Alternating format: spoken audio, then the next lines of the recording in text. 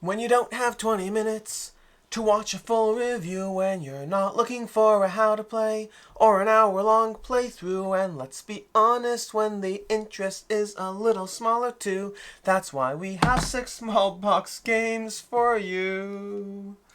I kind of ruined the ending over there. Anyways, I'm Alex Radcliffe from Board Game Co., and this is 6 Small Box Games, the series where I take a look at 6 small box games and tell you my brief thoughts on the games with usually less of a how to play, but just like in a general how does this game work, what is it doing, and what are my thoughts on it. Let's go ahead, and we're going to move left to right this time. I usually dive into this with a random order, sometimes it's order of ranking, sometimes it's order of box size, sometimes it's going left to right, which I don't think I've actually ever done. Let's start off with Duel for Cardia, which, not to make the rest of this video a waste of time, this is probably my favorite game on the table. Duel for Cardia is a 2-player dueling game. There's a 4-player mode as well. I have not played it, but it's a 2-player game which you're going to have the same deck. Both players have the same deck in the game. It's going to have 4 different color cards, each with various numbers in them, going up to 16. And on your turn, you're going to have 3 cards in your hand. You play a card. Well, actually, it could be variable. It's a little less clear than that. You have a bunch of cards in your hand. You're going to play a card, and then you're going to have your opponents also playing a card simultaneously. Then you reveal them and see who won the duel. You're trying to win 5 duels. What's the hook? The hook is that when you win with a higher number, 16 versus 15, the 16 wins. But the 15 means it didn't win, so you use the ability instead. Every card has an ability, and if you lose, then if you lose a duel, you get the ability instead. So it's actually, I believe it's the 16, is it? Is it the 16? No, maybe it's the 15. One of the higher cards, I think 14, 15, or 16 has an ability that if you lose with this card, you actually win the game, which is pretty cool because you usually wouldn't lose with that card. So you're trying to set yourself up for stuff like that. Overall, the game is a fun challenge of trying to figure out when you need to win, when you need to lose, and how you can combine your abilities. I've enjoyed this one. It is a fun, simple, straightforward game. It does not wow me. It is fun to play. My biggest problem is diving into this multiple times because I've played it multiple times. It's kind of the same puzzle every single time. It doesn't feel like there's, I don't know. When you have different games that are just about the small mind game puzzles, I find sometimes they are very, very rewarding the more you dive into them, or as you continue to dive into them, and other times I feel like I've seen what I need to see after a few plays, and for Duel for Cardia, as much as I do enjoy it, I've seen what I need to see after a few plays. So for me, it's going to be a 3.5 out of 5. Then we're going to have Mori over here. Mori is a trick-taking game from Allplay. This is one of Allplay's earlier trick-taking games, and at least as far as I'm concerned, for me that shows. Mori is a game of flowers and dice. The hook of the game is that in addition to the cards, you also have dice. So you're using these dice as well in order to try to figure out how to win the trick. And each suit is trumped by the season following. So again, that's another little hook over here. It's not as clear as the direct trump aspect. There's nothing wrong with Mori. I probably have a few of these Allplay trick-taking game reviews coming up because Allplay has had some phenomenal trick-taking games that I absolutely adore. And also some of the earlier ones, which actually Ghost of Christmas I love, but Ghost of Christmas is one of the earlier ones. But some of the ones that followed it, I haven't loved quite as much, and Mori is one of those as well. It's totally fine. I think that, here's a tricky part of Mori. If I'm ranking Mori on its own, I almost want to give it a 3.5, but amongst so many trick-taking games, it really, like, my ratings are more than just a reflection of the game, they're a reflection of my desire to play it, and that means the greater ecosystem of how many games there are does matter. So I think I have to come in at a 3 out of 5. I do think it would be higher if it wasn't such a competitive landscape, but there's so many trick-taking games that ultimately it has to be about, is the hook good enough? And for me, the hook in Mori didn't feel compelling enough. It felt like, okay, fine, there's some dice, there's a trump aspect. It didn't feel significantly compelling as far as what am I trying to do and how am I trying to do it. Overall, it's going to be a 3 out of 5. Then we have The Guest. The Guest is from Devere. This is basically, is it Werewolf or Among Us? It's more, I want to say it's more Werewolf.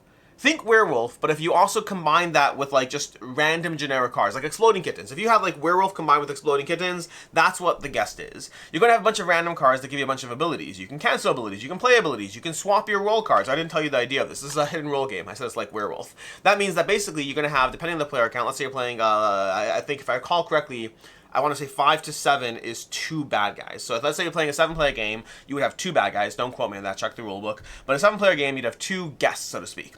And those guests, you're trying to figure out who they are so you can eliminate them round by round. And you're going to have voting cards. As the voting cards come up, you're going to all vote, and then there's all kinds of abilities that redirect votes, protect you from votes, there's cards that let you look at the character cards, whole bunch of things going on as far as the random playing of abilities. But mostly, it comes down to the random playing of abilities. So if you like games like Exploding Kittens, this is that, but with the werewolf thing on top of it. So for me, this is not for me overall. I think when I play Hidden Roll, I want to feel a lot more nuance in what I'm doing and not feeling like it's all about what random cards we all got. But if you like Exploding Kittens, and if you want to, or if your family, this is actually a great pitch for this game.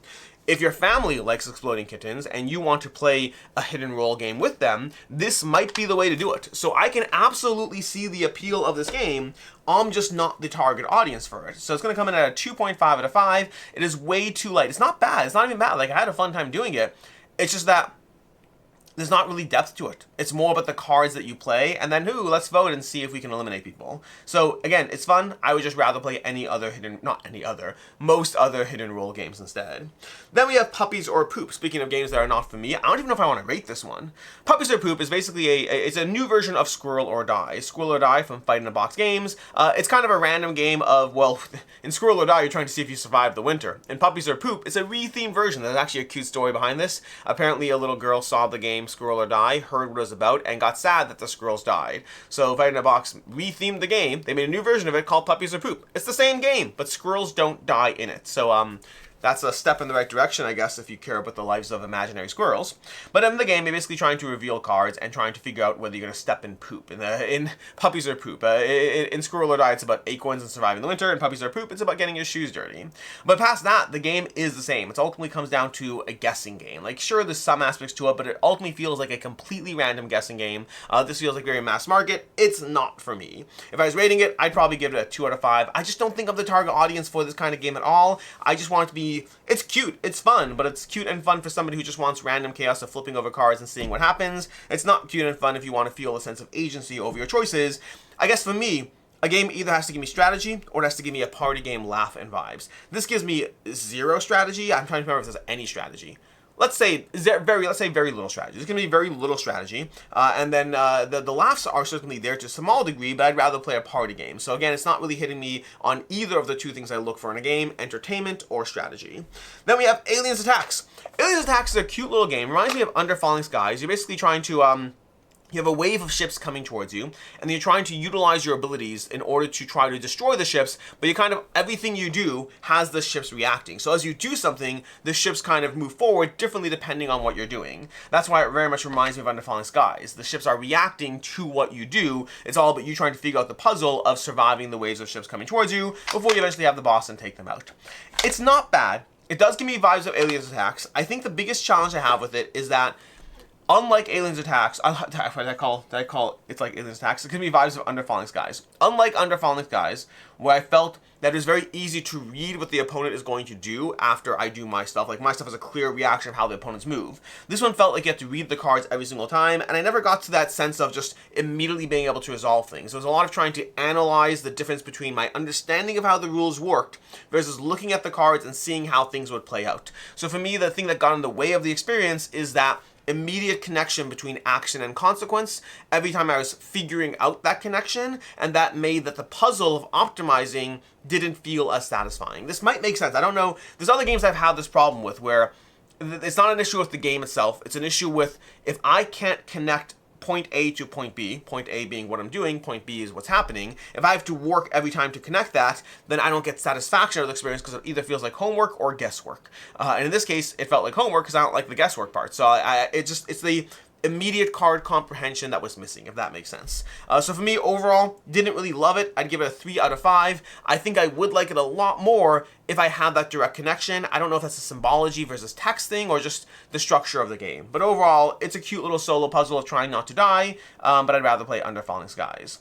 And then lastly, we have Kopis over here. Kopis is a abstract There's a little chessboard in the back over here. Not really a chessboard, it's a grid. But you have a abstract game of trying to basically capture, not really capture, because it's all about points, not capturing. You're trying to get points as you position your pieces relative to the castles. So you're trying to move your pieces into the board. These castles will shift, and you're sliding your pieces in. Well, there's actually 2 game modes, but actually there's 2 game modes to the game is how it works. Both of them are fairly quick. They're small iterative differences of each other, but it's all about sliding things in as far as they can, hitting the various castles, and then positioning yourself. So it's all about setting up moves that as you push something in, it means the next move from a different direction will be blocked and it's going to position yourself better. Your goal is to get your pieces next to the right castles, making sure your opponent's pieces are not next to your castles so you can score as optimally as possible. It's a cute little puzzle. I think that for me, the challenge is that for the most part, it felt like once a few pieces were on the board, it felt like directionally the game kind of didn't feel super rewarding. It felt like it came down to which moves were available. So if you're looking for a clever game, I heard a term recently that said a game that was made for designers. Was it a game designed for designers? That's what it was. It's not about this game, but it makes me think of this game. Where somebody was telling me about a clever abstract puzzle where it was very clever, but it's a game that's not fun for the general audience. It's designed for designers, meaning a game designer would appreciate the cleverness of the puzzle, but the reward of the puzzle wasn't actually there. It didn't feel rewarding to play, it just felt clever. I think that's how I feel about Kopis. It feels clever, but it's not super fun to actually take your moves. It almost reminds me a bit like Avalon, but more restrictive and less fun. So overall, I'd give it a 3 out of 5. There's nothing wrong with it. If you want a good abstract puzzle, it totally checks the box. I think there are other ones that just feel more satisfying. Avalon's like a great example. Avalon has a kind of similar gameplay vibe, but it just feels more satisfying the way it's structured, even though I don't know if strategically I can make an argument that Kopis is better. Avalon just feels more satisfying.